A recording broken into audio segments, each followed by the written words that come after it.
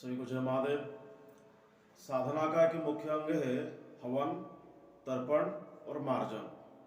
तर्पण मार्जन कैसे करते हैं उसके विषय में आज चर्चा करेंगे कि तर्पण मार्जन कैसे करते हैं। किसी ने प्रश्न पूछा था कि तर्पण मार्जन कैसे करते हैं, उसके विषय में जानकारी दीजिए। तो पहले जान लेना चाहिए कि हवन कैसे करते हैं और तर्पण कैसे करते हैं, मार्जन कैसे करते हैं।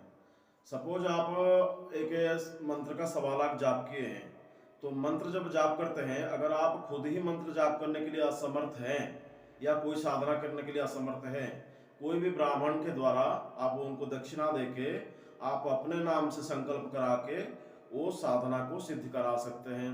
ये भी युगों युगों तक चली आ रही है। जैसे कि आपके घर पे कोई अशांति वातावरण आ रहा है या ग्रह पूजन करना होता है या सत्यनारायण की कथा करना पड़ता है, तो ब्राह्मणों को बुलाकर आप पूजा करते हैं। ये घर पे अपना घर का मंगल चिंता करके घर पे विभिन्न प्रकार का जो दुख दुविधा होता है उसको दूर करने के लिए आप ब्राह्मणों को बुला के आप ये हवन कराते हैं या कोई मंत्र जाप कराते हैं।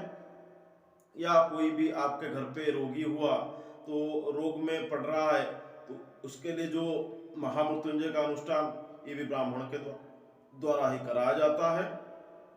उसका रिजल्ट भी कर्ता को मिलता है, क्योंकि वो कर्ता ब्राह्मणों को दक्षिणा देकर संतुष्ट करता है और उसके बाद ब्राह्मण उसके लिए ही मंत्र जाप करते हैं, ना कि अपने के लिए करते हैं। तो इसीलिए नमो ब्रह्मण्य देवाय गो ब्राह्मण हिताय च जगत हिताय कृष्णाय गोविंदाय नमो नमः। तो ब्राह्मण को इसीलिए नारायण के स्वरूप में परिकल्पना किया गया है, क्योंकि वो संसार का ही भला करते हैं और सभी के लिए ही काम करते हैं, सभी का मंगल चिंता करते हैं। तो वैसा ही मैं आपको आज बताता हूँ। अगर आप कोई भी मंत्र 1.25 लाख जाप करते हैं तो उसका दशाम कैसे तर्पण करेंगे, कितना तर्पण करना चाहिए, कितना हवन करना चाहिए और कितना मार्जन करना चाहिए। अगर आपका जाप होने के बाद आप हवन नहीं करते हैं या तर्पण नहीं करते हैं या अभिषेक जिसको मार्जन बोलते हैं, मार्जन नहीं करते हैं, तो आपका जो साधना है अधूरा रह जाएगा। आपका साधना कभी भी सफल नहीं होगा।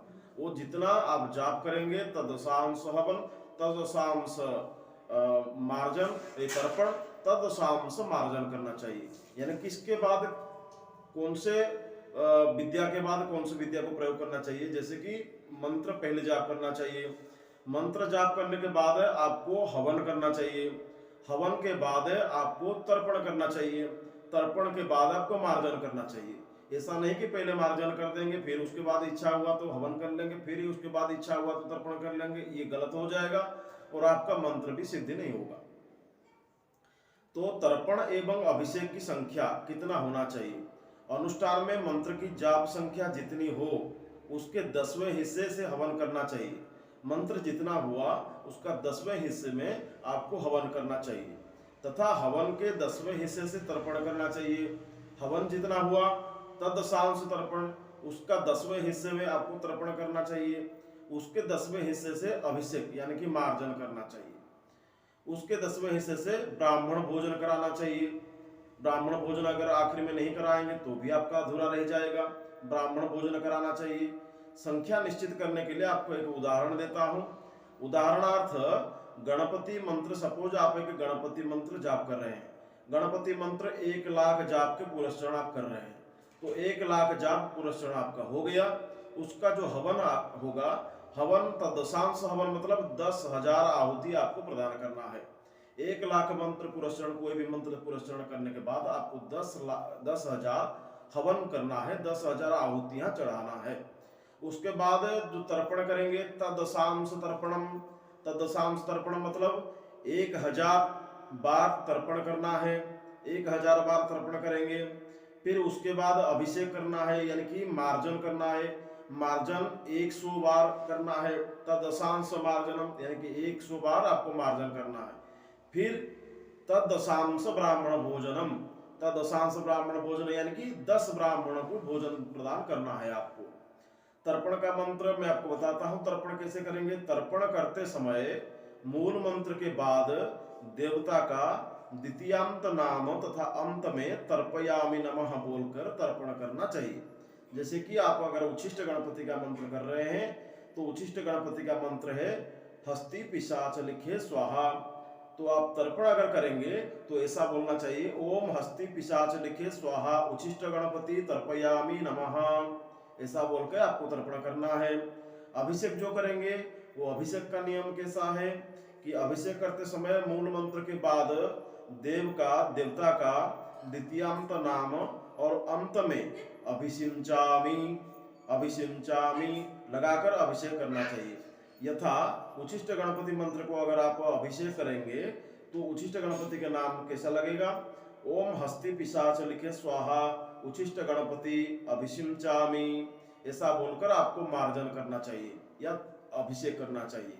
ये था तर्पण और मार्जन और ब्राह्मण भोजन, इसके बारे में आपको बताया। पहले आपको फिर से समझा देता हूं, अगर 1 लाख मंत्र जाप करते हैं तो 10,000 आहुति देना पड़ता है। 10,000 का आहुति का तदशांश तर्पण, यानी कि आपको 1000 बार तर्पण करना है। तदशांश मार्जन, 100 बार आपको मार्जन करना है। तदशांश ब्राह्मण भोजन, तो 10 ब्राह्मण को भोजन देना है। उसके बाद आप चंडाल भोजन दे सकते हैं, कई लोगों को भी भोज पदार्थ दे सकते हैं, गरीबों को दान दे सकते हैं। ये सभी अच्छा प्रक्रिया जितना है मंत्र सिद्धि के बाद ये सब करने से मंत्र चैतन्य प्राप्ति हो जाता है। मंत्र अपना आप ही चैतन्य प्राप्त कर लेता है। तो खाली में मंत्र जाप करके हम सोचेंगे कि हमारा कोई ना कोई सिद्धि हो जाएगा, हम यूं ही यानी कि नदी पार कर लेंगे, यूं ही मंत्र सिद्धि कर लेंगे और ये चुटकी बजाने से मेरा 1 लाख मंत्र हो जाएगा, मैं तो 1.25 लाख मंत्र 5 दिन में कर दूंगा और मेरा तो सिद्धि हो गया। तो 5 दिन में 1.25 लाख मंत्र पूरा श्रवण सिद्धि करने से कोई फायदा नहीं है। तो इसके बाद मैं बताऊंगा कौन से दिन में, कौन से नक्षत्र में कैसे आप पूरा श्रवण सिद्धि करेंगे तो आपका मंत्र सिद्धि होगा। नहीं तो आप ऐसे ही करोड़ों करोड़ों मंत्र जाप करेंगे तो भी आपको अणुमात्र में आपको कोई भी रिजल्ट नहीं मिलेगा।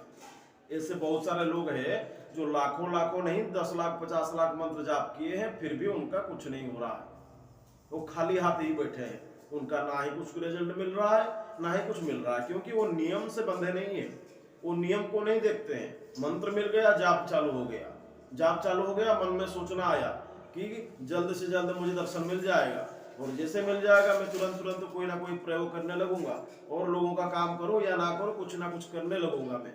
तो मन में बहुत प्रकार का आस लेकर वो जाप में बैठते हैं।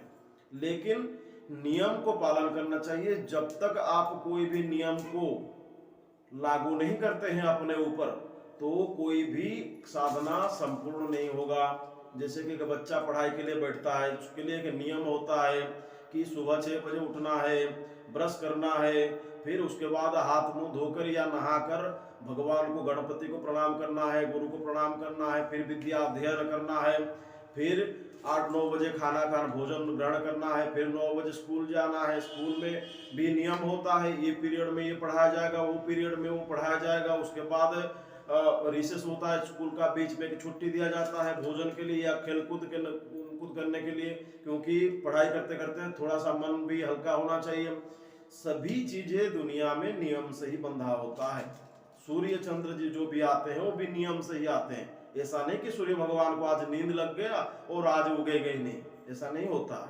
तो नियम हर चीज से लागू करना पड़ता है और वो नियम खुद को ही बनाना पड़ता है। खुद ही नियम बनाकर खुद उस नियम से बंधे रहना चाहिए, खुद ही बंध जाना चाहिए उस नियम से, तभी आपका साधना में सिद्धि प्राप्त होगा। और साधना कौन से समय में सिद्ध करना चाहिए, कौन से समय में इसको शुरुआत करना चाहिए, उसके ऊपर ध्यान देकर अगर साधना करेंगे तो वो साधना गारंटेड आपका सफल होगा। तो ठीक है, मैं आपको बताऊंगा दूसरे वीडियो में कैसे पुरस्चरण सिद्धि करेंगे और साधना कैसे जल्द सिद्ध होगा, उसके बारे में मैं दूसरे वीडियो में बताऊंगा। और उसके बाद आपको मालूम पड़ जाएगा कि कौन से समय में मैं साधना शुरू करूं जो मेरा साधना सफल होगा। तब तक के लिए जय महादेव।